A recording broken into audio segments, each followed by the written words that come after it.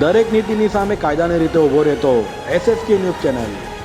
સુરતમાં ચોરી સહિતની ઘટનાઓમાં રોજે રોજ વધારો થઈ રહ્યો છે, ત્યારે સુરતના બેગમપુરા ખાતે આવેલા એપાર્ટમેન્ટના એક ફ્લેટના તાળા તોડી તસ્કરો લાખોની મત્તાની ચોરી કરી ભાગી છૂટ્યા હતા, જે ઘટના CCTVમાં પણ કેદ થઈ છે।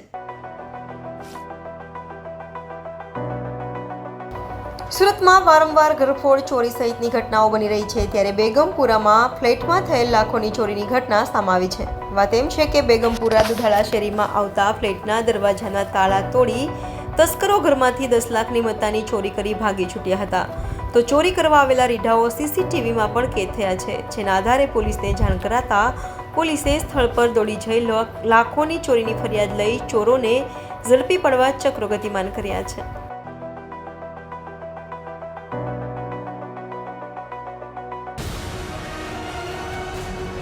દરેક નીતિની સામે કાયદાની રીતે ઊભો રહેતો SSK ન્યૂઝ ચેનલ।